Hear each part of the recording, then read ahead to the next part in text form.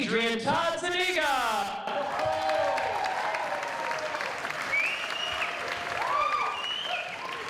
Hello, ladies and gentlemen. My name, as that disembodied voice just admitted, is Adrian Todd Zuniga, and I am thrilled to welcome you to Literary Deathmatch Missoula, Episode 1!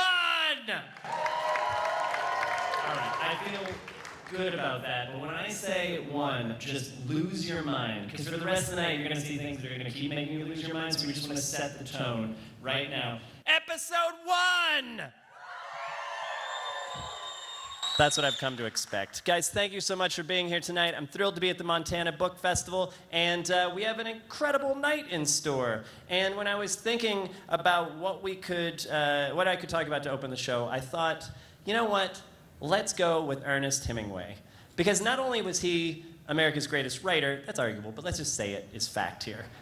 He's very possibly America's greatest American.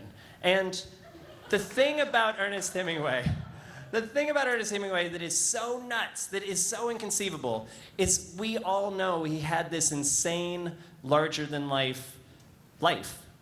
But the reality is, we're off by like multiples of 6. I mean, that guy, he was a total nut. Here's a for instance. He once, there was a bar in Key West, and it was closing down.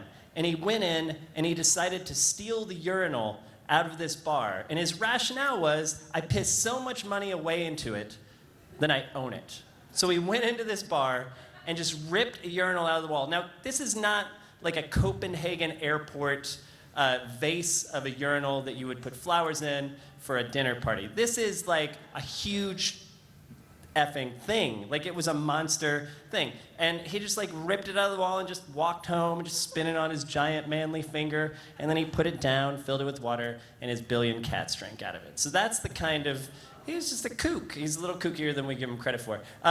The next thing I want to talk about was the giant manly finger thing. His manliness was like a whole part of his deal.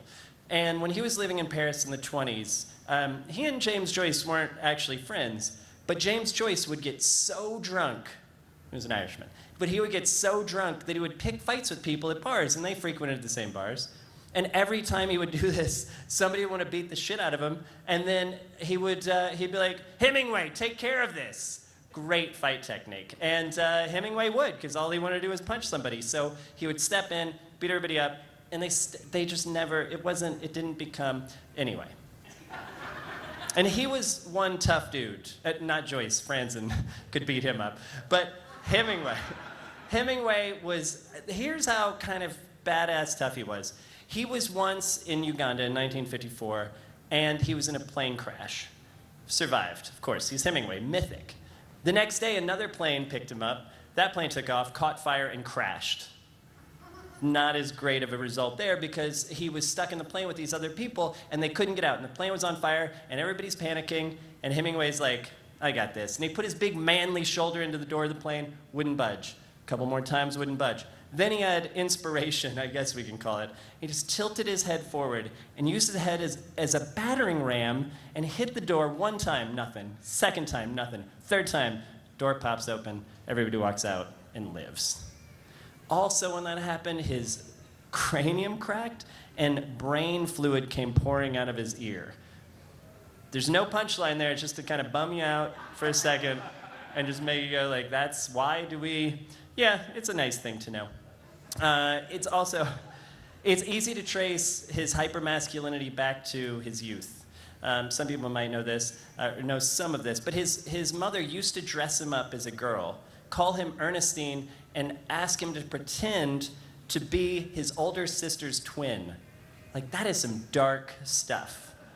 Also known as Transparent Season 4's premise on Amazon. So you'll see it there first. Nobody watches Transparent. Okay, I get it, guys. Fine, it's a great joke. It's an amazing joke. You would be like, oh my lord, that's so...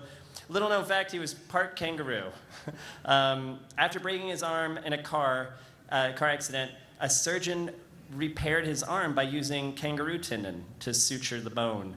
I don't know if that's the proper terminology, but trust me. And it makes sense that he was part animal, at least. I mean, he clearly had 9 lives like his 52 cats. He survived anthrax, malaria, pneumonia, skin cancer, hepatitis, diabetes, the 2 plane crashes on consecutive days, a ruptured kidney, a ruptured spleen, a ruptured liver, a crushed vertebrae, a fractured skull. At a certain point, he was like, if you want something done right, you gotta do it yourself. It's not a great ending. It's not a happy ending. Yes, it's a suit. Okay, you know what, guys? I feel like I got you, then I lost you, then I had you, then minutes ago I lost you. But let's get on with the show. It's gonna be magical in ways you can't even imagine. Thank you to these people. People are like, it's rude. We'll get through it. All right, I wanna give you a quick history of the show, then we're gonna get started. We've done this in 60 cities around the world. Now 61, Missoula, if we get through it. Who knows? Maybe more bad jokes to finish. We're gonna get through it. This is the 438th time we've ever done this. That seems absurd. Anyway, if you want to follow on @LitDeathmatch on Twitter, feel free. More importantly, I'm going to tell you what's going to happen tonight. We've got 4 incredible writers from all over the country. They're going to read their own work for 7 minutes or less. If they go over time, you're going to hear a clattering literary deathmatch flask. And then if you go over 8 minutes, you'll hear another clattering literary deathmatch flask. And at 9 minutes, we will all cheer them relentlessly as I welcome them off the stage. We love readings, but we also love going to buy the book, and we just want to hurry that process along. So that's why we're only going to give a 9-minute max. After each pair of reader reads, there'll be 2 in the first round, 2 in the second round, you will hear them judged by 3 all-star judges in the categories of literary merit, performance, and intangibles. They're going to say some lovely, strange things about each writer, pick 1 winner from round 1, 1 winner from round 2, and then we'll end it with a game to decide the ultimate winner. I won't even tell you what that game is, because I'm just not going to. And I would never tell you now. This is not the moment of the show to tell you. Trust me, don't leave early. You're going to... The elbow patches are going to form on your jacket. That's how great this finale will be. If none of what I said made sense, it will all come to make sense. Michael C. Hall, who was on the TV show Dexter, he judged this show once. And somebody asked him, they're like, what is it? And he said, it's a highbrow, lowbrow literary game show clusterfuck. So that's effectively what you're going to see. And you will see how it goes. Ladies and gentlemen, I'm going to introduce the judges now. Ladies and gentlemen, judging literary merit, he is the debut novelist of the Flood Girls, Missoula's own Richard Fifield. Richard Fifield. Thank you for being here, Richard. And judging performance, she is an actress and the co-star of the film Certain Women, which is going to debut October 16th. She's going to go to Vienna for the first time in almost no time at all. Put your hands together for Lily Gladstone! Lily Gladstone. Thank you for being here, Lily. And judging intangibles. It's intangibles now. We just changed it. It used to be intangibles, like garanimals. Okay, let's move it on. He is a Paramount Pictures marketing consultant who has a deep and abiding respect for writers and books, but usually thinks the movie was better. I know. He's just trying to make you unlike him for a second because he's so charming and wonderful. Put your hands together for Jeremy Sauter! Jeremy Sauter.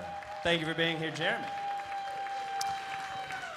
Lily, if you could hand that microphone to Richard, I just wanted to ask you each a question so the audience could get to know you better before we bring out the readers. Richard, when author Margaret Atwood, I like that I said author, like anybody here would be like, Margaret Atwood, never. When author Margaret Atwood was asked who would play her in the film of her life, she said, Lady Gaga. In your biopic, who would play you, who would play Lady Gaga, and why? Who would play me and who would play Lady Gaga? And why? I would play Lady Gaga, motherfucker. And Lily Gladstone is an actress of incomparable range. She would have to play me. It would be an amazing pick. Thank you very much, Richard Fifield. Judging literary merit. Lily, Revolution Shakespeare out of Philadelphia does an all-female reading of King Lear. And I wondered, if you could be part of the all-girls version of any TV show or film throughout history, what would you choose and why? Such a good question. I've always wanted to gender bend Reservoir Dogs. Oh, that'd be amazing. Which dog would you... Mrs. Pink. Oh my God, that would be amazing. Ms. Pink. Ms. Pink. I love it. Put your hands together for Lily Gladstone.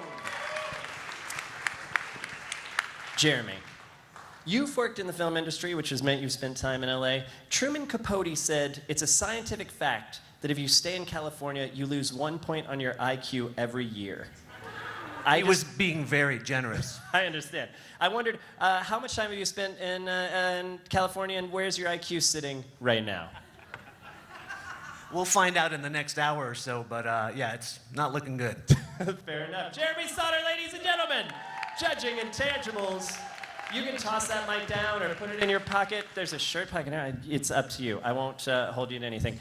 Guys, very excited for who's reading in round one. I feel like I skipped a beat, but everything is good. Do you want me to put it in that bag? Yeah, that's wonderful. That's where the mic goes. Ladies and gentlemen, reading in round one. He is a Pulitzer Prize-winning journalist, the author of Dispatches from 1320, all the way from Portland, Oregon. Put your hands together for Tom Hallman Jr. Tom Hallman Jr. Thank you for being here, Tom.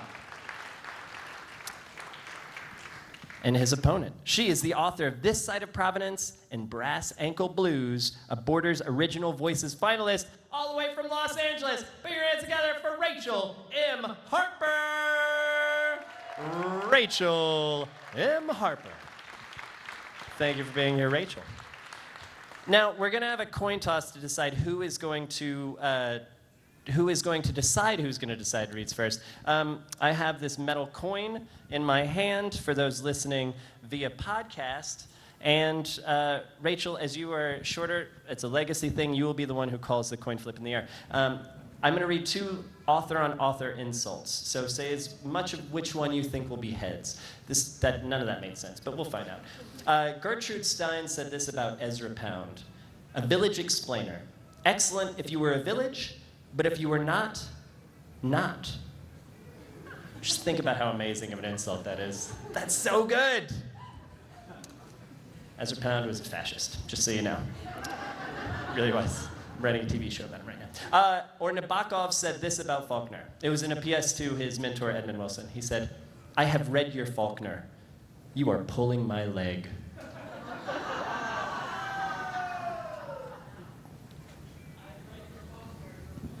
That is, you said it all, which is impressive, but that is incorrect. Tom, would you like to read first, or would you like to read second? Ladies and gentlemen, I'm going to wander off. Again, 7-minute mark, flask thrown. It's not on me, it's just a rule. Put your hands together for the one and only Rachel M. Harper.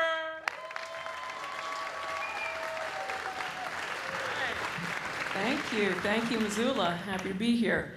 Okay, I'm going to read from my new novel, This Side of Providence. It is the story of a mother struggling with addiction who gets put away for a little bit of jail time, and her kids get thrown asunder. And the story follows all of them in rotating narrators. I'm going to read from the landlord/drug dealer, and his name is Snowman. Providence is a dark city. Even when the sun is out, you can miss something. Even in the summertime, when the days are long, some things just never get lit. I am also dark, but you wouldn't know it by looking at me. I'm like a 100-lot white ball. I make people squint. They tell me I have a condition called leukoderma, which means I have essentially no pigment in my skin or hair. Translation? I am completely white, except for a few patches of brown on my hands, knees, and elbows. Freaky, huh? But that's not the only thing that makes me different. My eyes are a light blue you wouldn't find in the waters of the Caribbean, not on a black kid from South Providence. Toni Morrison was wrong. I have the bluest eyes. Some people don't know what to do when they see me, so they look away. Others stare at my skin like it's parchment, covered by some ancient text they're trying to figure out. A few come right out and ask me what the hell happened to my face. Those are the ones that I talk to. I don't use the term albino. I don't like it. It makes me think of a lab rat or a genetically modified pit bull some gangster would pay a lot of money to lock in a cage. I've been called dozens of names in my life. Whitey, Casper, Ghost, Spook, Marshmallow, Paper Plate, Rice Man, Milky, Vanilla, Light Bulb, Charmin, Wonder Bread, Ice Cream, tampon, new socks, Elmer's, cotton, goose, coconut, yogurt, sheets, cocaine, sugar, and salt. But the one I like best, the one I let people call me, is Snowman. It just fits. When I was a kid, I used to love that scene in Frosty the Snowman when he got locked in the greenhouse and melted away. Everyone else thought it was sad, but I remember thinking it was cool that he could disappear anytime he wanted to, just by going into a warm room. I wanted to have a power like that. So when they started calling me Snowman, I let it stick. I didn't beat anyone up and I didn't complain to the teacher. I started answering to it and writing it on my homework till even the principal was calling me Snowman, and Dayton Lewis ceased to exist. Truth be told, I'm an orphan. Been one a long time, way before my mama died. My parents met at a high school dance and married 3 months later, the day after my mama graduated at the top of her class from Hope High School. After a tour of Vietnam, my daddy got a job at the post office. By then, my mama was pregnant, so she quit her job at the phone company to wait for her first child to be born. They bought a small house off Elmwood Avenue, and she filled the nursery with books she bought at a yard sale for a nickel each. It took her entire pregnancy to get through Moby Dick, reading every night to her doting husband and the restless baby, who even in the womb would not sleep. I came early. It was a long and painful labor, one my mama thought she might not endure. When the doctor pulled me out by forceps, she was passed out from a shot of Demerol. My daddy was in the car listening to the Yankees beat the Red Sox in extra innings. I was almost an hour old before I saw either one of my parents. He was going to name me Junior, Floyd Rutherford Lewis Jr. But when I came out white, or worse actually, with no color, he told my mama she could call me Dayton after her favorite uncle, the first black undertaker in the state of Rhode Island. He was the one we moved in with after my daddy left, the one who paid for 10 years of Catholic school without my mama even asking. He was also the one who left me his entire estate when he died from a heart attack at 65 and had no heirs. Left me his house and the business and $37,000 in cash. I still own the house, but I sold the business and used the cash to buy my first rental property. When my daddy moved out, he left me something too. One set of Lincoln logs he got me for my first birthday and didn't stay around long enough to give me. Mama never let me play with them, but she did take them out to show me every year, cursing his weakness for leaving and her own for staying behind. They never divorced and she never remarried, but she did have another baby, mostly to prove to herself that there wasn't anything wrong with her, that none of it was her fault. I was 12 years old when my little brother Justin was born, a perfect brown-skinned boy with curly dark hair like my mama's and almond-shaped eyes that made women in the street ask if he was part Eskimo. Mama would smile and deny it, but he could have been for all I knew. I never met his daddy, and my mama never spoke his name. She said Justin belonged to the both of us, and until the state came and took him away from me, I believed her. People always ask me why I like to walk everywhere. I tell them I like to feel the ground. I probably walk about 5 miles a day, depending on how many jobs I got. I like to walk because it keeps me moving. Can't get anything done sitting in one spot. If anybody asks, I call myself an entrepreneur. They don't usually ask more questions than that. But really, I'm just a businessman. And like any good businessman, I've had to diversify. Some of my ventures are legal, like renting vending machines at the high schools or apartments, and some are not so legal, like introducing people to the pharmaceuticals of their choice. Just for the record, I'm not a dealer. I'm just the middleman. I find customers for the big dogs and I take a cut. If I was dealing full-time, I could bring in $2 or $3 grand a day, but I'm not a greedy man. What I am is a smart man. So every dollar I make, I put right back into my business. I am also a free man, and I want to keep it that way. So to do so, there are 6 simple rules I have to live by. Number 1, don't spend money on flashy cars. I walk everywhere. Number 2, never talk on a cell phone. Don't own one. Number 3, never let customers know where you live. Nobody knows where I live. Number 4, never have a girlfriend. Last one was in kindergarten. Number 5, always have a job. since I was 16. Number 6, never use what you're selling, not even once. In the 10 years I've been working, I haven't broken a single rule. That's what makes me different from the average dope-slinging joker, and that's why I still got a clean record. The cops might know who I am. I'm not stupid enough to think I blend in, but they don't know what I do, and I plan on keeping it that way. Can't find what you can't see, can you? Thank you.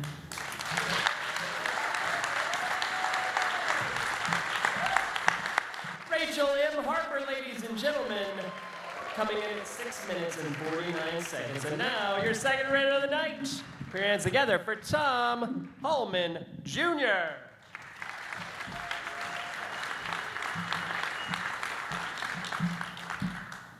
Life gets confusing when a boy turns 12. Perhaps not all life, but certainly the part involving girls.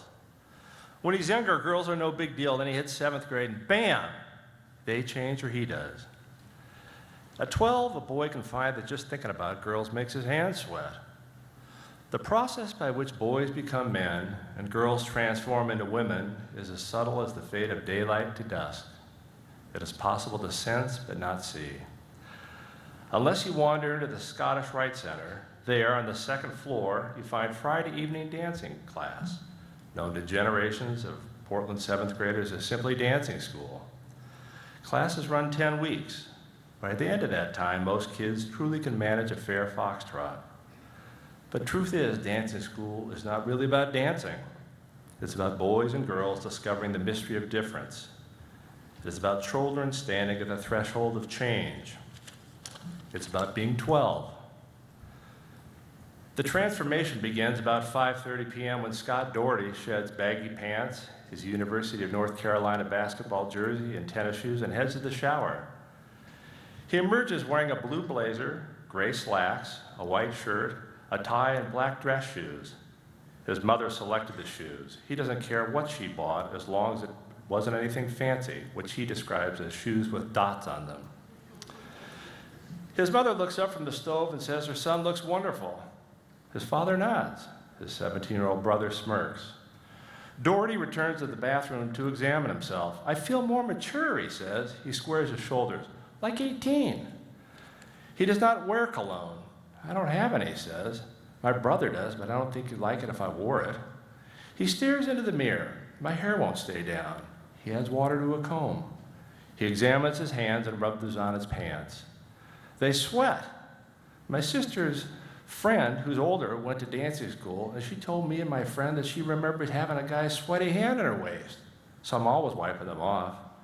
He carpools to dancing school with his best friend Tommy Petroff and Abby Bowman, a girl he's known since 4th grade. You know, Abby sure looks different in that dress, Scott says. I've never seen her look like that. He checks his hair once more, then walks to the kitchen to wait for his ride. The kid in him polishes off a handful of Oreo cookies, a glass of milk, and a ribbon of spicy beef jerky. The man in him pats his coat pocket to make sure he has his certs. The boys trade punches and see who can jump the highest, shirt tails askew. Shove a 12-year-old boy in a sport coat and slacks and he still acts like a boy. The girls are something else. Slip a 12-year-old girl into a fine dress and hose and a pump with a low heel, and she's a creature who bears no resemblance to that skinny irritant who sits 2 seats away in social studies. The girls exit from cars with grace and beauty, testing a power they don't comprehend yet. Only when they hurry to the ballroom do they give themselves away, running like little girls on a playground. The boys scramble to the south side of the old-fashioned ballroom beneath wall sconces and ceiling fans, while the girls hunkle down in the north. They glance shyly across the room at each other, taking great care to look as if they are doing nothing of the sort. An anxious electricity ripples through the air. The music starts. One boy can't see fit to make contact. Through an entire song, he maintains a 6-inch gap between his hand and her waist. Elsewhere, kids relax. They exchange glances, a smile, a gesture, a faint wistfulness when they next change partners. Some girls get stuck in their partner's baseball bat grip. A tall girl ducks to clear a short boy's arm. A boy steps on a girl's much larger foot. Ghosts are everywhere. In the ballroom, past, present, and future collide. and create something that is so timeless and life-affirming that it overwhelms. The dancers, though, are mercifully unaware. My mom made me come. I like to dance. My brother went, so I'm going. My friends are here. They don't know. They can't know. They shouldn't know. They are children. They are 12. Class is dismissed and they spill out of the ballroom, down the steps, and outside where they wait for their parents. A boy takes tentative hold of a girl's hand for a moment before he yanks off his tie and uses it as a whip to chase his buddies. Another girl whispers to a friend that during one song, a boy said he liked her. When her father arrives, she runs to him, offers a hug, and slips her hand in his as they walk to the car. They hover at a magical moment in life, a time of knowing it all and of knowing nothing. A time of big talk and a thick-tongued stammer. A time before bills and jobs, before heartaches and reality. In the coming years, it is unlikely they will ever formal dance. Decades later, they won't remember the box step.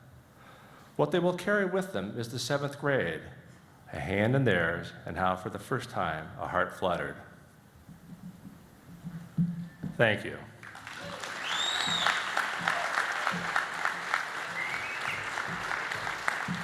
Tom Hallman Jr., ladies and gentlemen, coming in at 5 minutes and 13 seconds.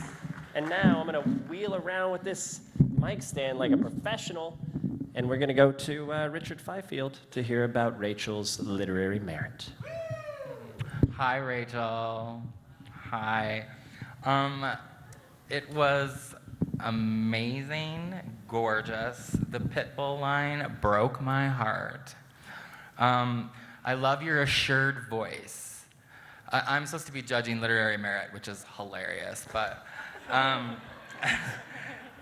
it's a really hard balance to write a character that you don't pity, and there is not a lot of saccharine and that cloying sweetness that comes with writing about people who are different than us or have harder circumstances.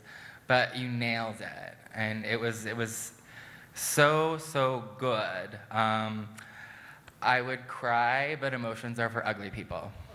Ladies and gentlemen, Richard Fifield with literary merit. And now over to Lily for Rachel's performance.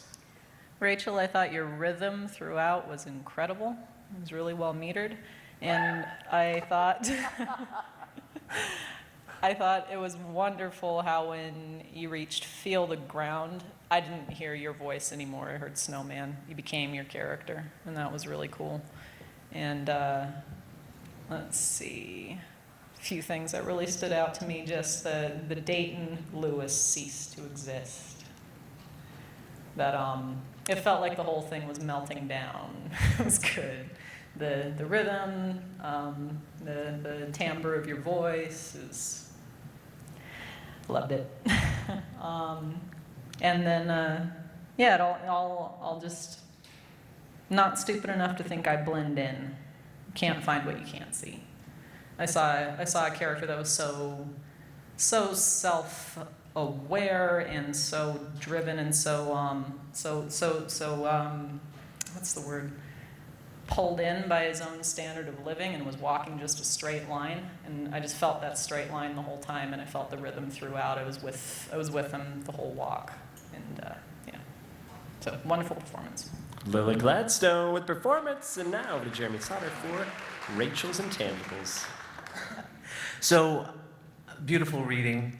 I think what impressed me the most is that it's a story about addiction and broken families and jail and people selling drugs, but you seem to have an affection for these people and you love them and bring them to life in a way that I don't judge them, I love them, so that's great writing. What will stay with me, I think, is the moment about the father in the car listening to the baseball game, because it strikes home to me, when I was born, my father was in a bar, and as was his way, and he sat by the phone, and when I was born, someone called and said, "You've got a son," and he goes, "Great," and you know, that's just what fathers did, and generations change, but that took me back to a memory of my own father that people have told me about that kind of put him in context for me as I was trying to become a father. And lastly, I think your litany of nicknames or slams leading up to Salt and Wonder Bread and Sugar and finally Snowman showed that we don't want to get on your bad side because you can probably drop a pretty good one on one of us. So I'm going to be very careful in my deliberations and voting tonight. Thank you very much, Jeremy Sauter with Intangibles. And now back to Richard. Hear about Tom's literary merit. Hi, again, I'm here to judge literary merit, which is like Paula Abdul judging a singing competition. Your piece, Tom, reminded me of Heart of Darkness. I have never read it, but I hear it's really good. So, I didn't identify with your character because I was never 12 and I was never heterosexual.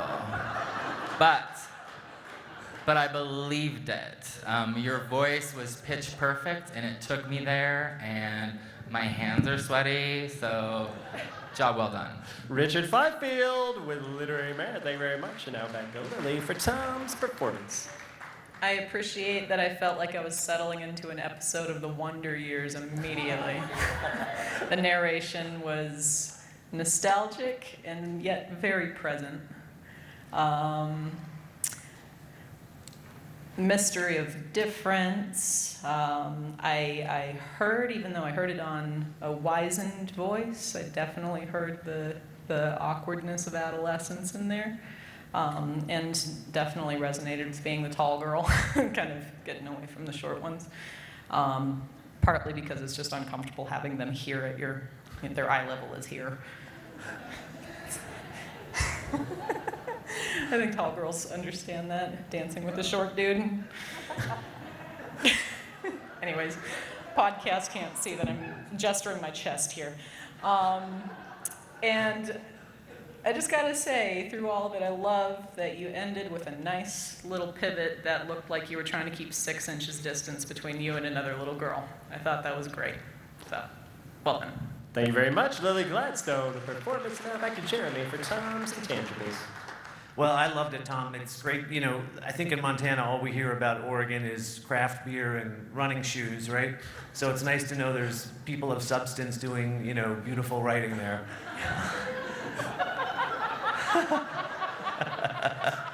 I think I'll always remember I'm a father of 2 boys, and you find these moments, and you sort of, they're always, it always seems like they're right on the cusp of becoming men, and they never actually seem to become men, which is probably our generation's, you know, decline.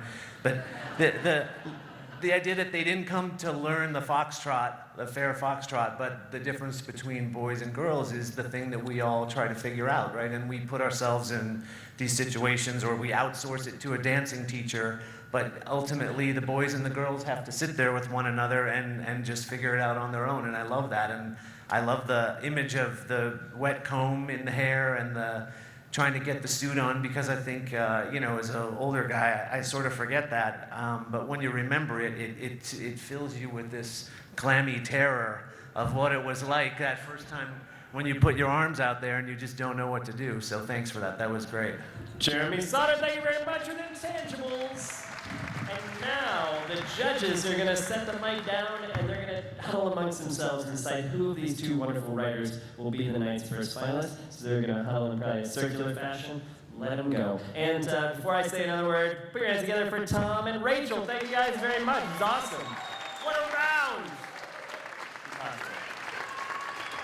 I do Chicago and Minneapolis, and I thought I would sell these in Minneapolis, but I've been here for 4 days, and I have a feeling we're going to end up selling flasks here. You guys really like your drinking, and I appreciate it. And so after the show, come up to me. You might get the game-used one that has been slid at a writer. Maybe you'll just get a... All right, I'll shut up. Moving on. Sylvia Plath. Let's talk about her, guys. I know it wasn't a great ending, but the thing about Sylvia Plath, and that's why I want to bring her up, I want to change the narrative on her, because basically she was one of the most badass sex-positive females before that was even a thing. Let me start with 5 facts. First of all, she went on 67 dates in 60 days in the summer of 1949. She was 17. She's like, I got this. She drank her coffee black in America and with cream in Europe. I mean, right? She also never wrote in cursive. Who needs it? She wanted to conceive her child in the ocean. Like, this is great stuff. And there's only 4 facts, not 5. Let's move on to the big part of this. Okay. The night she met the love of her life, here's what happened. She was in a Fulbright in Boston. She was in Cambridge. And she was having Whiskey Macs. Has anybody had a Whiskey Mac? They're disgusting. It's ginger wine and poison or something. I don't even, never drink one. Anyway, she's drinking Whiskey Macs on a date, and she's hammered. And she just gets off her stool and just leaves the date. Like, that wasn't even with that guy. She's so drunk, she's going to a literary magazine party, and she's so drunk she's falling into the trees on her way. She gets there, she starts dancing, she's the only one dancing, and then she sees this hunky boy, him, and he just started walking towards her, and her response to him coming to her was she started reciting his poetry to him. Guy starts walking at you, you recite your poetry to them. That's a great move. Guys or girls, let's do this now on. Let's memorize every writer's poems if you want to sleep with them. Okay, anyway. So he, so moved by this, doesn't want to talk to her in the midst of all these literary nerds. He takes her hand, he brings her another part of the party, an empty room. He pours her a drink. She takes the drink, misses her mouth. It goes all over. That inspires him to kiss her. They're going at it like crazy. He decides he's going to kiss her on the neck, which is totally fine by her. But when he does that, he messes with her little headpiece and moves it. So her response to that is she bites him on the cheek so hard blood comes spilling out of his face. And he, to his credit, not even to his credit, fuck him, his response was good. I am marked for life, and by her, that's fine. And then they fell in love. All right, we're going to go to the judges. Judges, we're going to go to Lily. Lily is going to say a few words and announce the night's first finalist. Everybody hold hands. Ultimately for us, it came down to the immediacy of the voice was a bit more transfixing, so we're going with Rachel. Ladies and gentlemen, give it up for Rachel M. Harper. And one more time for Tom Hallman Jr. Thank you very much. Thank you both. We'll see you again, Rachel. You get wander off in the night. Rachel will be back for the finale. Tom as well. Tom's going to be a huge asset in the end of the show. Now, we're going to move on to round two. Let's see if those writers are back there. Ladies and gentlemen, he is an Asian American short story contest winning author of Your Heart is a Muscle the Size of a Fist. Put your hands together for Sunil Yapa! Sunil Yapa! Thank you for being here. And his opponent. You live in New York, is that correct? All the way from New York. All right. I did it for everybody else, and I'm about to do it again. Ladies and gentlemen, she's an award-winning poet, a journalist, a critic, and the author of American Sentencing, all the way from Miami. Put your hands together for Jen Karetnick. Jen Karetnick. Thank you for being here, Jen. Now, to decide who of you is going to read first, Jen, you'll be calling the coin flip. Ernest Hemingway said this about James Jones. James Jones wrote From Here to Eternity, which won the Pulitzer Prize. He said, "To me, he is an enormously skillful fuck-up, and his book will do great damage to our country. I hope he kills himself." That took a dark turn fast. So Jones fired back at Hemingway. Many of you know Hemingway was known as Papa. The problem with Papa was he always wanted to suck a cock, but when he found one that fit, it had a double barrel. I mean, he kind of got him back pretty well, right? Jen? Fuck up, hope he kills himself is her option, and... No, it's double barrel. Sunil, would you like to read first or second? I'm just going to keep... This thing is so much heavier than I am. I'm like a $143 soaking wet. And this thing is 192 pounds. But I think I'm doing okay. Sunil, I'm sorry. Ladies, are you going first? Is that what's happening? Ladies and gentlemen, put your hands together for 7 minutes or less, Sunil Yapa! Hello, Missoula. So, I know this is the literary death match, but I just want to say it's a real honor to be up here with the judges and to be reading with all these writers. We were backstage listening to everyone read, and it's a real pleasure to be here. I'm going to get serious and take off the jacket.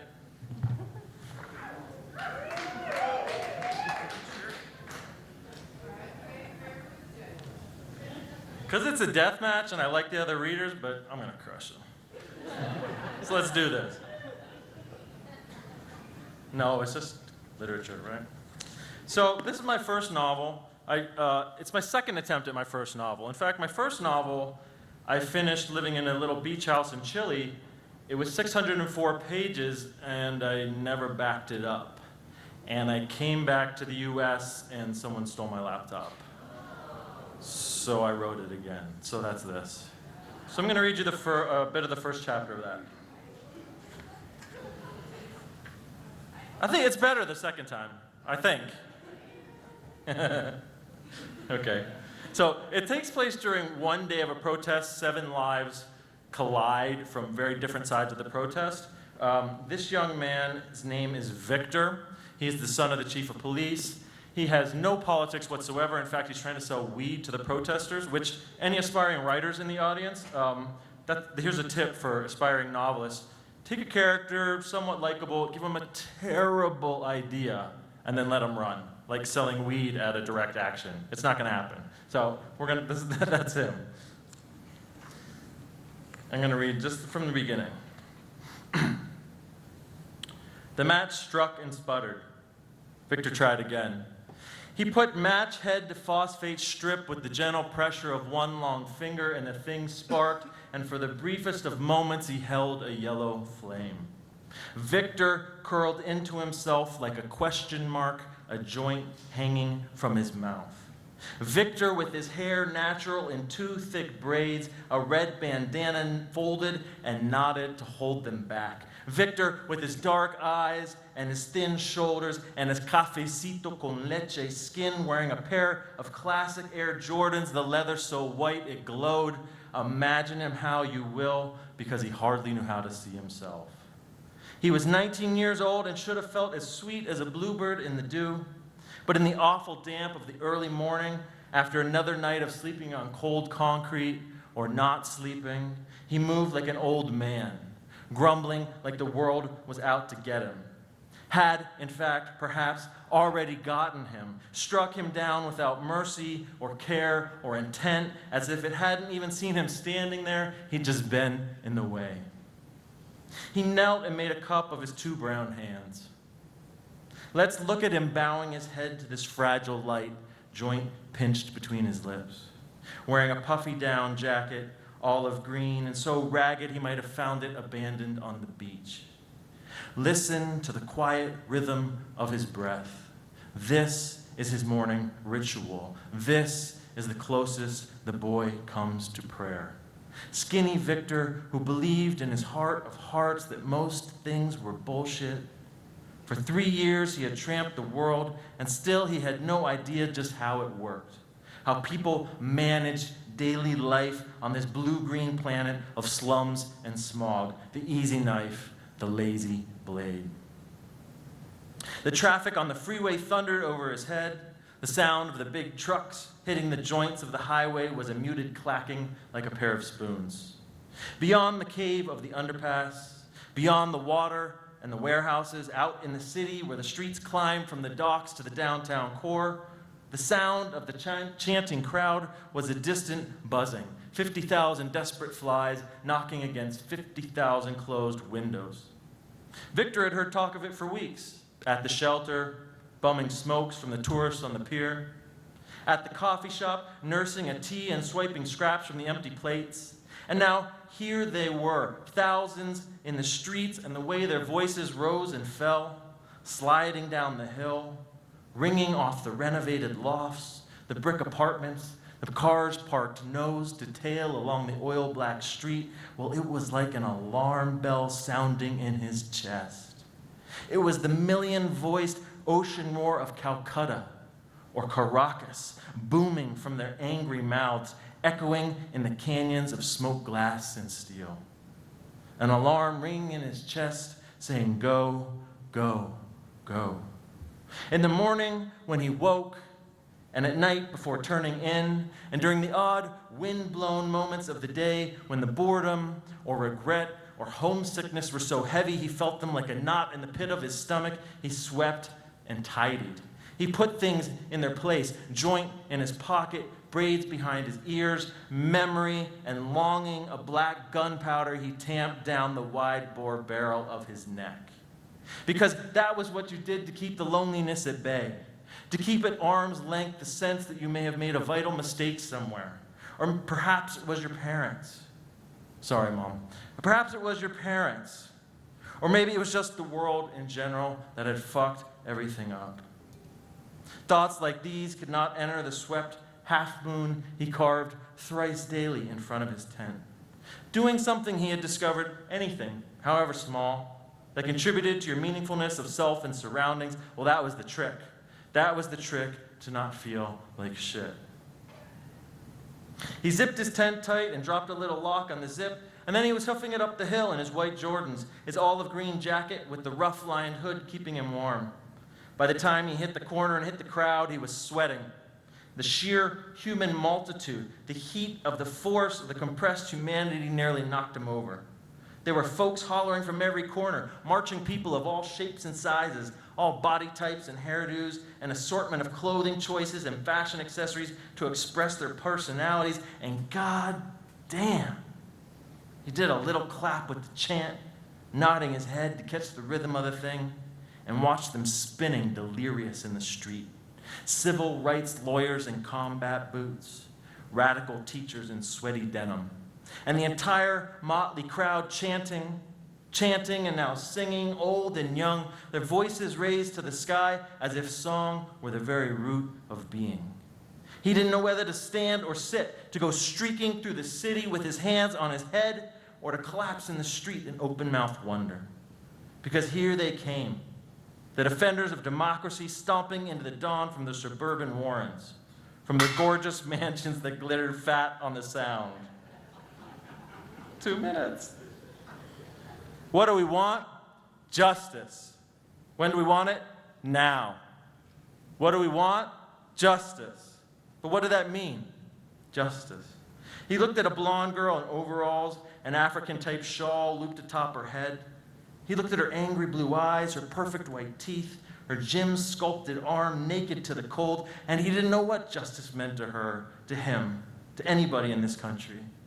He saw them come rising from North Face tents gone swampy with sex, from the paint-splattered warehouse where they gathered to gossip and train, from the cellar of the church where they had sat in fold-out chairs discussing what they knew of what they called the third world, and there was a look on their faces, all their sweet, round, high fructose faces, that was hoping everything was more or less okay with the world, even though they knew it wasn't. And Victor, looking at that look, he didn't know whether to laugh or cry.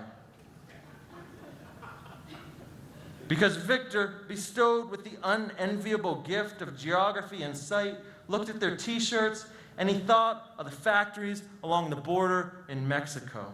The lines of women waiting for work to begin, the razor wire fences behind which the things of this world are made. The smoke curling into the sky like a pencil drawing of a drowned woman's hair. And he thought, how do you protest this? Thanks, guys.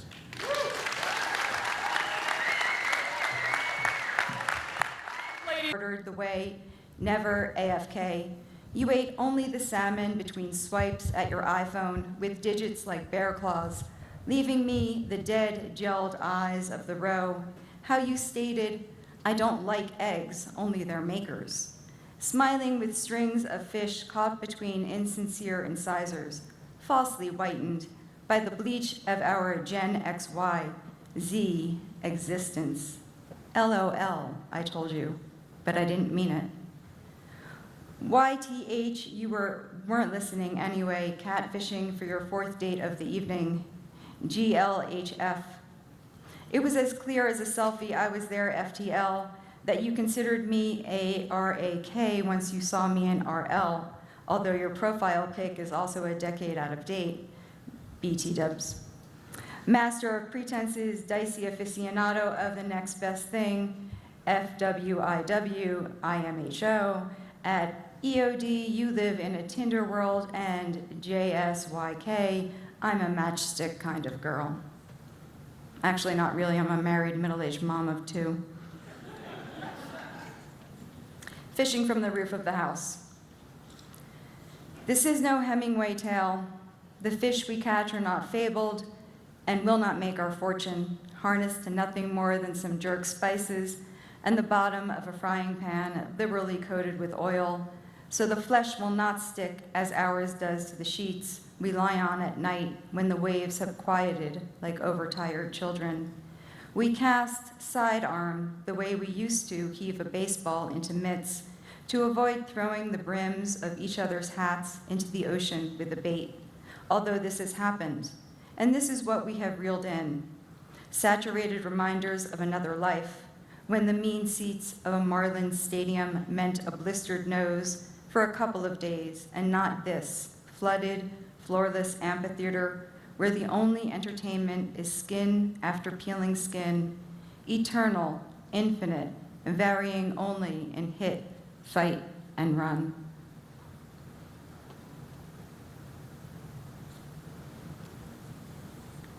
This title comes from an Adrian Rich poem, Skiing Barefoot Over the Wrecks. I came to see the damage that was done and the treasures that prevail. Adrian Rich. The trick is to ease the hold on the handle. Don't allow knuckles to knot like curtains over a rod braced between the shoulders of a double-hung window.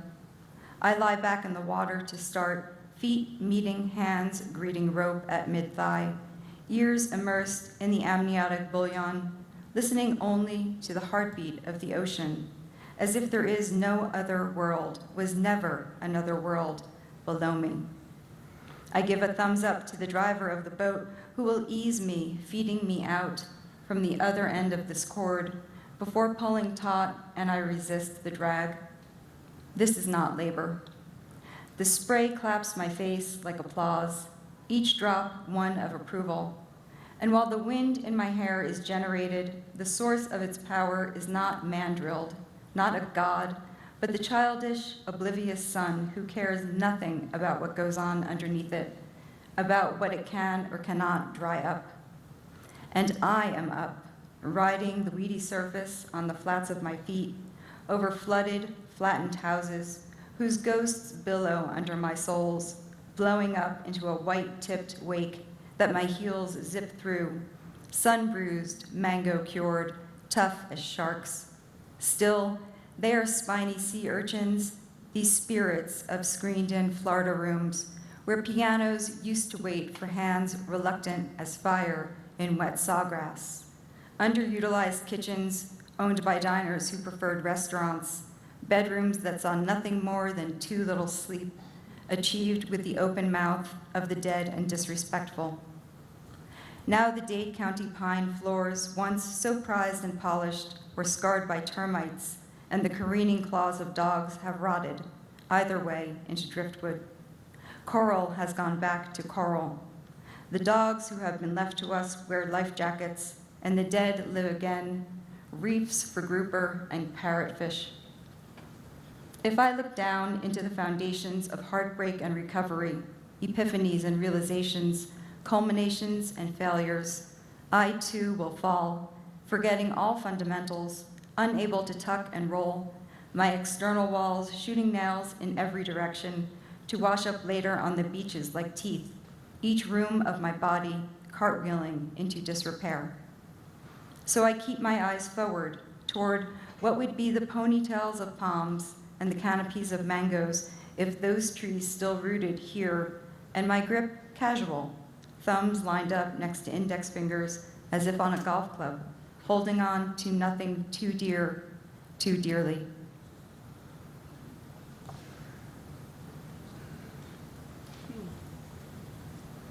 Nod. Yes to the moth-eaten smog shimmering underneath the chandelier.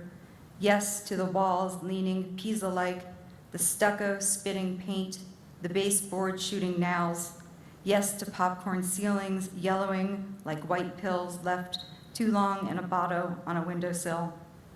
Yes to vertigo, nausea, acidic twisters in the gut, to kaleidoscope lamplight and halos crowding the corners of corneas, to voices tunneling through ears like cockroaches. Yes to hot tea and muscles, to grieving feet, to sweat as copious as a cat's purr and thirst as bright as enlightenment. Yes to the map where sex is the city of citizenship. Yes to sleep like the glaze on a donut. Yes to fear of elevators, fear of lightning, fear of flying, fear of birth. To being afraid for no reason, to no quarrel with death. To the dream of waking soundly in the garden of choice. Yes.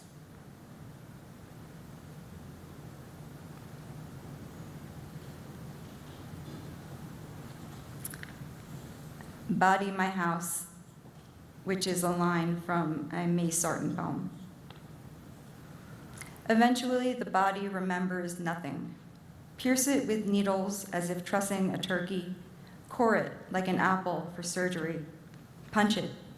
Kick it. Splinter its architecture in the teeth of a wolf.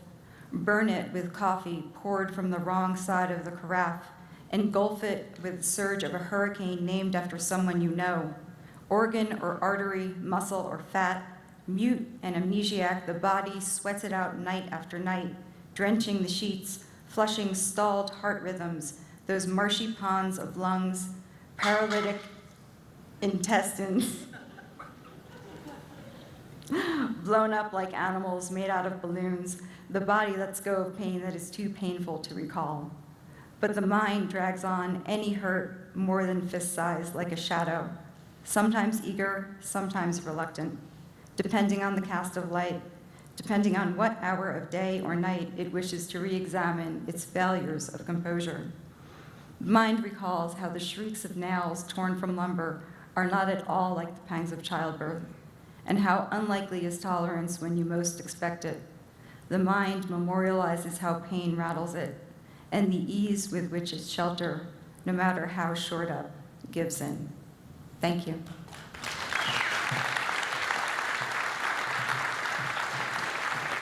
Jen Karetnick, ladies and gentlemen, 8 minutes and 53 seconds. Bold. I like it. And excellent. Now we're going to be going back to our judges. We're first going to hear from Richard about Sunil's literary merit. Hi. So, Sunil, you write specifically and fearlessly, and the details, my God, the details. I could chew on that prose. It was so meaty. Are you single?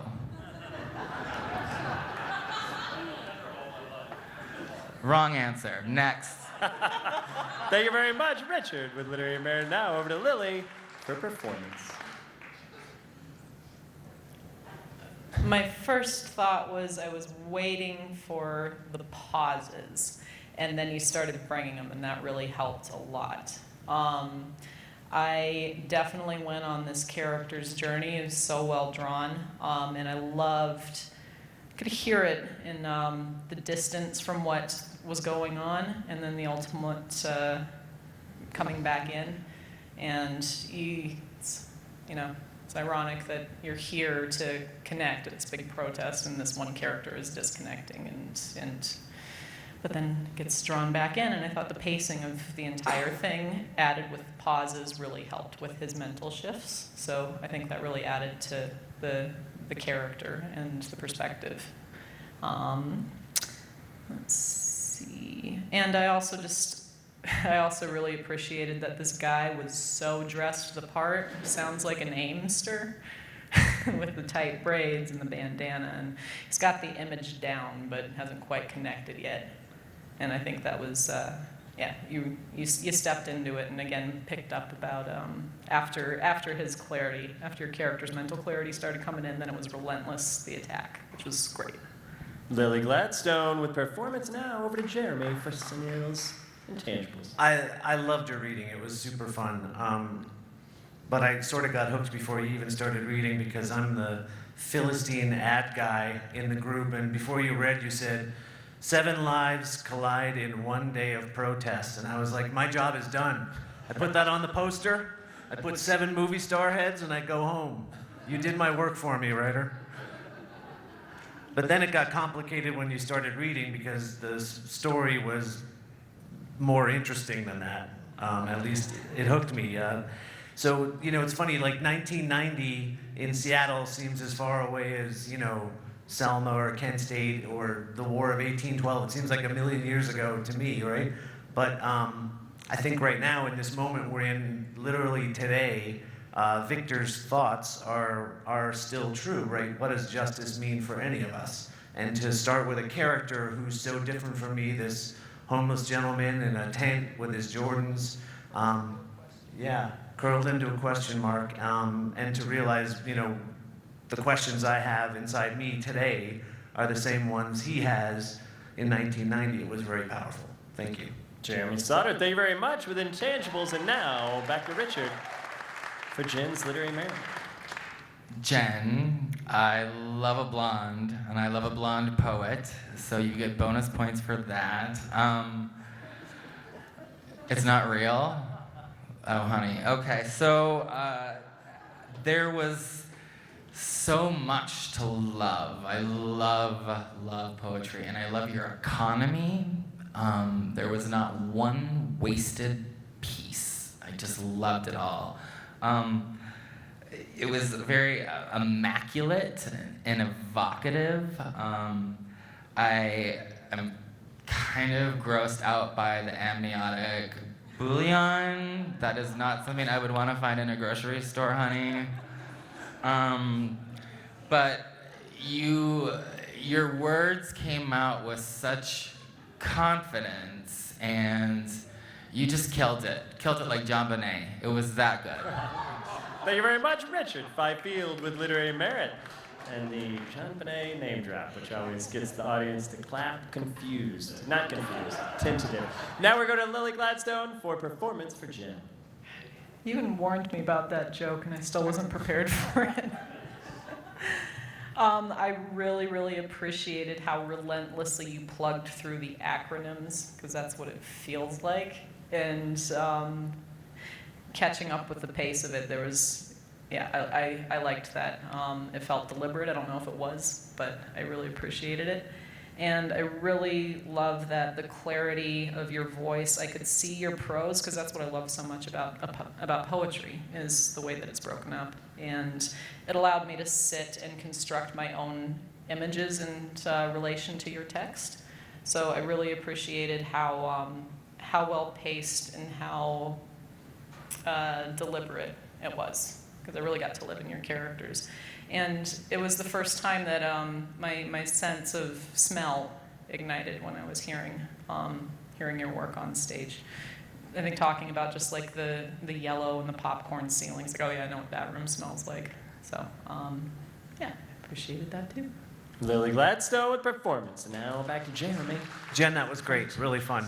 I don't know if it was just because it was the second thing you read or that it struck me more, but your book about these maladies is just such a great choice, because no one else ever tackles these tough things that we don't want to talk about.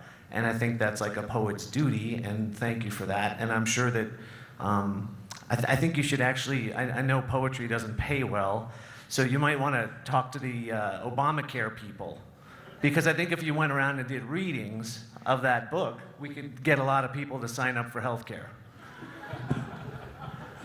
And I think everyone probably in this room is someone that appreciates writing that's real and hard and difficult. And we live in this terrible saccharine culture where everything's sweet and positive.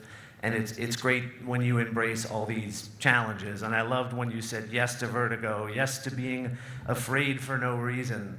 I can relate to that. And I think everybody, we have these moments, we sort of march along and we get busy in our lives and we get lost in the details, and then we get a splitting headache and we're so disconnected from our bodies, we have no idea. It's like, am I gonna die from a stroke, or do I need a Snickers bar? I have no idea. So I love that you are tackling this stuff and making us think about it, and it was actually super fun to listen to, so thank you. Thank you very much, Jeremy with Intangibles. Now the judges will once again huddle amongst themselves. And before I go to my next bit, I know what time it is. You know what time it is. Give it up for Sunil and Jen. You guys were fantastic. Thank you. What a round. It's just coming together. The judges huddling. I wanted to, could somebody do me a favor? I have bookmarks that I wanted to give out. Now, we ran a contest where you could write a 250-word story. Not everybody has to volunteer wants to be the first person to say, look at this, gentleman, he's shoving chairs. He doesn't give a shit. All right, if you could hand those out or hand them or take one and pass it on, however you want to play the game. We had this contest. Daniel Handler, also known as Lemony Snicket, he judged, and we had people submit 250-word stories, and this story won $1,000 by Karen Harriman. She's incredible. Okay, now it's time to get back on script. Take a bookmark, live the dream. Also, this is a picture of A.A. Milne. He's the guy who wrote Winnie the Pooh. It's too far away for somebody else to take this to pass around, but it looks like a really, really sad Ralph Fiennes, and it's just a picture I have. So, moving on. We're gonna do a little crowd work, because everybody loves some crowd work, so I'm gonna go to you. Let's start with you. Are you a Ramos Fizz, or are you a whiskey sour? Whiskey sour, that makes you Dorothy Parker. Here's what Dorothy Parker once said, which is one of my favorite things that she said, which she said some amazing things. She said, if all the girls attending the Yale prom were laid end to end, I wouldn't be at all surprised. Am I right? She's such a maniac of genius. Okay, you on the end here.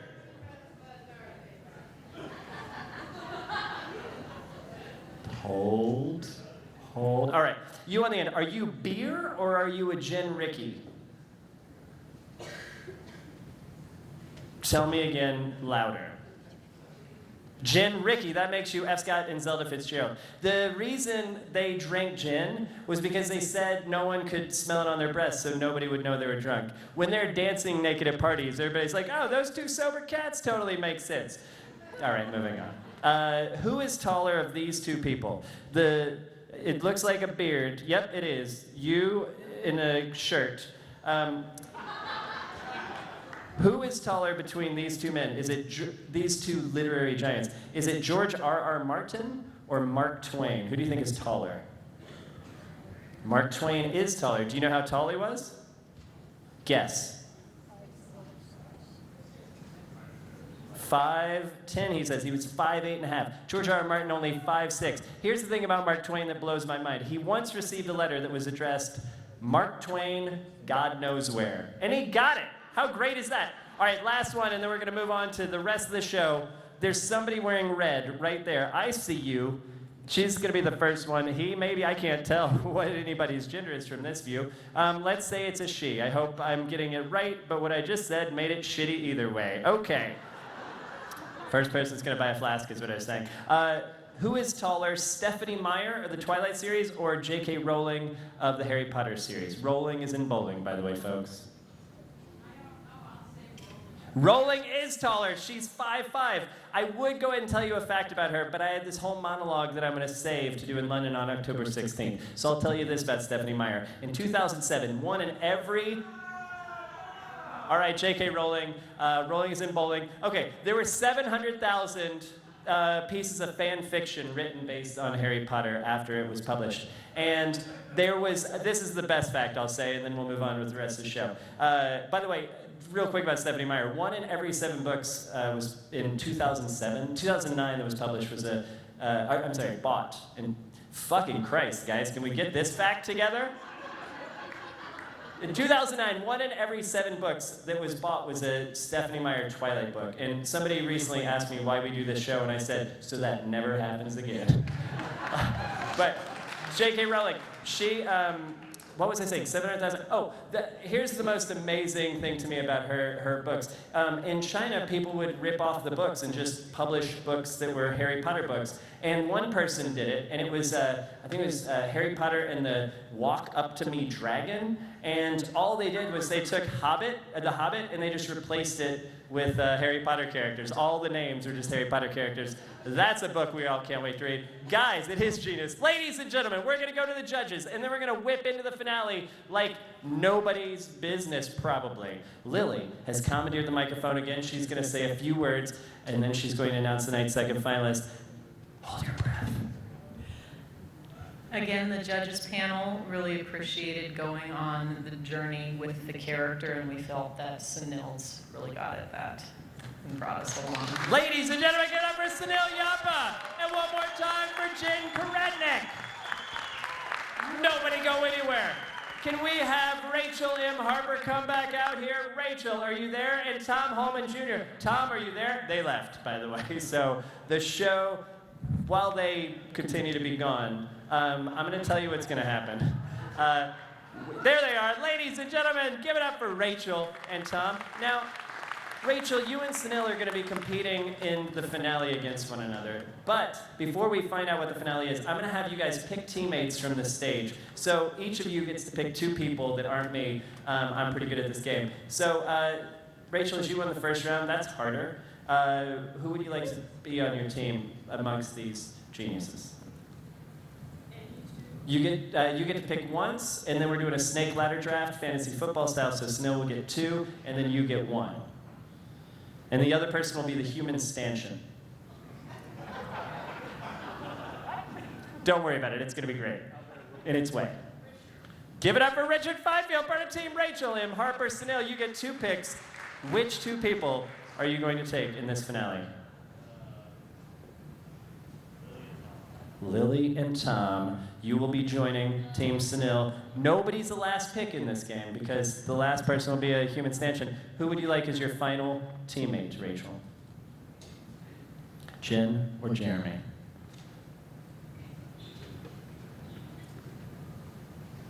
We only have 45 minutes for you to make this decision.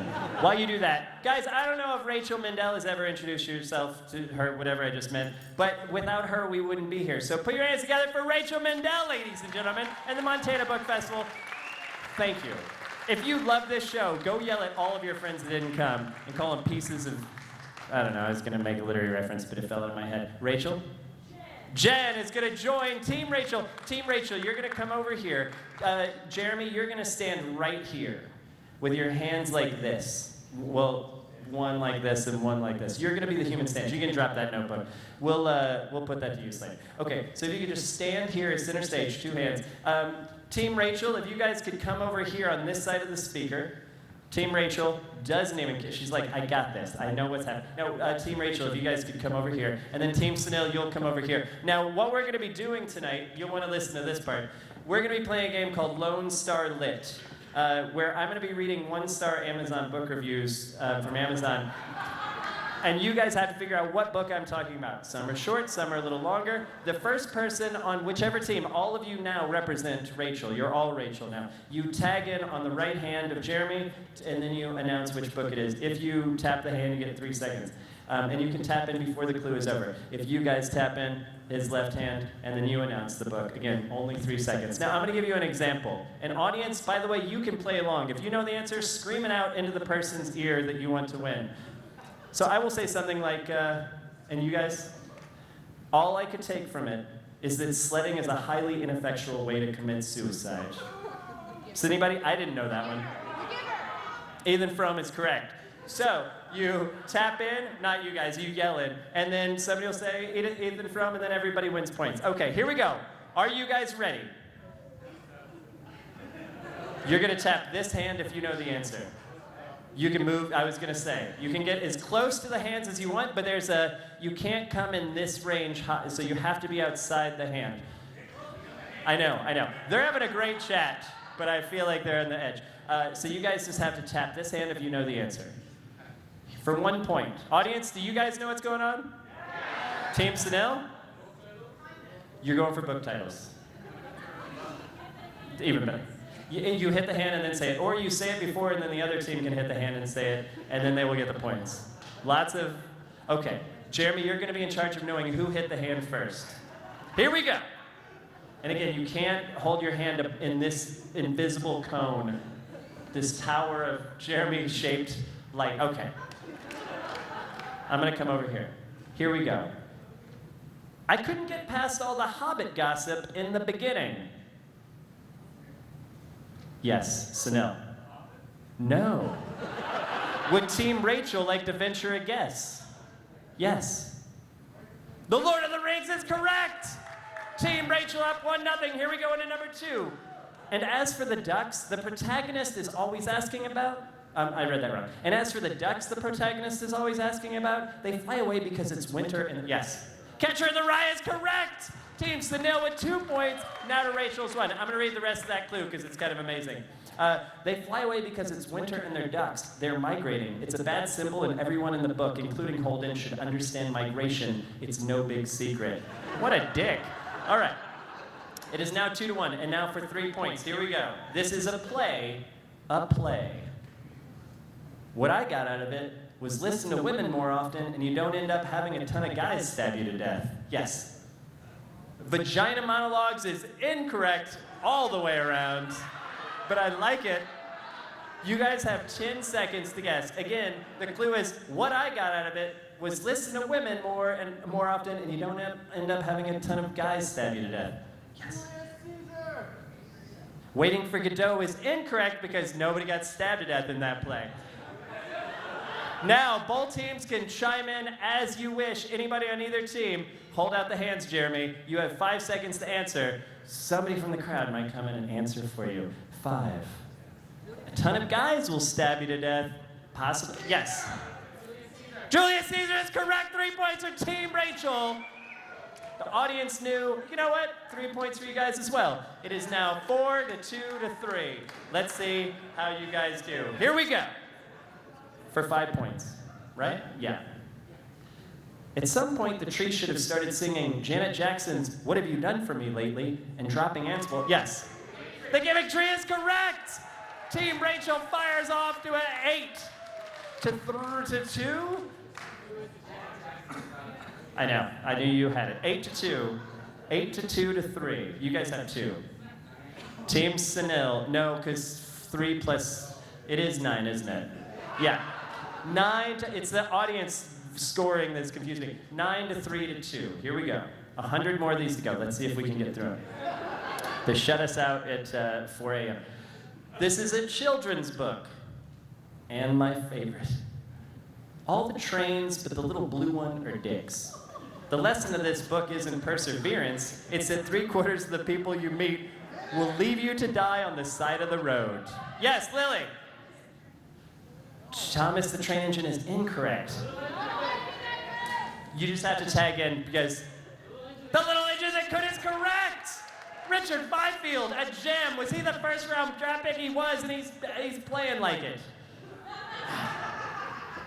Cam Newton of literary game draft picks. With the ego, you know, and the loveliness, and the charisma. All right, here we go. It is now 16-3-2. This one is for 9 points, and it's the next to last one. Let's see what happens. This one's tough, but Richard knows it. So. Boring, pathetic, an insult to womanhood. It's like a Victorian keeping up with the Kardashians. All eyes on Fifield. Do it, Lily, do it. Yes, you chimed in. Pride and Prejudice is incorrect. Lily, can you get 9 points? Yes. Boring, pathetic, an insult to womanhood. It's like a Victorian keeping up with the Kardashians. You have to tag in.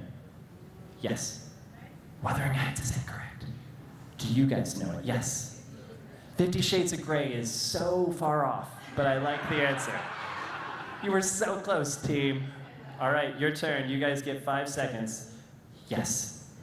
Sense and Sensibility is correct. It is now a 7-point lead. And the final clue, worth 7 points. Can they tie it up? Let's find out. Guys, here's what's happening tonight as we go into the final clue that if nobody gets, then the game is over. But they have one chance to tie it. Here's what's happened. You've been amazed by 4 authors. Give it up for the authors tonight. They were fantastic. Montana Book Festival, represent. All right, and been charmed by 3 judges. Give it up for the judges. Behind me, there's everybody's getting. And now it has come down to this. Here's what's going to happen. If Team Sunil chimes in and answers before Team Rachel, we will go to sudden death. If Team Rachel chimes in and scores the final points. She will be Literary Deathmatch champion. What do you win when you win Literary Deathmatch? The medal in my pocket that's engraved and literary immortality. So a lot at stake. Guys, here we go. If nobody answers it after 15 seconds and the audience doesn't shout it out into the ear of these people, then Rachel will be Literary Deathmatch champion. Here we go. This is a double clue, but I think you guys might get it after the first one. Spoiler alert, the North wins. Also, while reading, I kept thinking these people are all nuts. I was glad they suffered, and I'm glad they lost the war. I lost any sense of caring about what happened to any of them, including Scarlett. Yes, Sunil. Gone with the Wind is correct. We're going to sudden death. All right, here we go. It's all come down to this. Ladies and gentlemen, after this show, go buy books. I know you want to go spend all your money on whiskey. I do too. I want to spend all your money on whiskey. I'll have flasks. They'll have books. Just buy everything you can, because if we keep buying books, then the right person will not get elected. I mean, will get elected. Wow, I almost doomed us to the worst, to a total psychopathic maniac. Okay, I can't find the final one, so I guess we're just done. Here we go. Yeah. Ladies and gentlemen, Jeremy, I'm gonna have to rely on you to tell me who chimes in first. Are you guys ready? It's weird how this actually is like dramatic, right?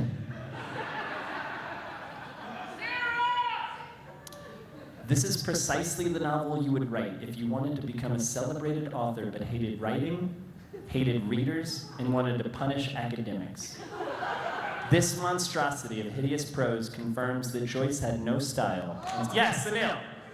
Ulysses is correct, ladies and gentlemen. Sunil Yapa with one of the great comebacks in literary deathmatch history is the literary deathmatch champion. Sunil, congratulations. We'll get to you in a second. Rachel. So close in so many ways. You came on like a house of fire. You beat a Pulitzer Prize winner. It was incredible. And now you stand before us as a finalist rather. So close. You can taste it. What does this mean to your writing career? I can't even begin to understand, but I have a feeling it's going to last a very long time. Amazing. Give it up for Rachel M. Harper. Sunil. That is the equivalent of a live event Pulitzer. It is Pulitzer, it's like Winnie the Pooh. Okay, anyway. One of us knows that for certain. Sunil, you stand before us as a literary deathmatch champion. I was arrogant enough to predict that. I know, I saw it happen. That's never happened before. It's happened. How do you feel right now? Pretty great. I had a great team. I feel like, you were a great MC, and it was the energy of the moment. It's fantastic. I actually have to now change my Twitter completely. I have to take down all the pinned tweets and put this up so that it lives forever. Forever. Picture right now of this, and tweet at me, and then I'm gonna pin. Tweet at me. Forever. Are you ready? Let's get closer.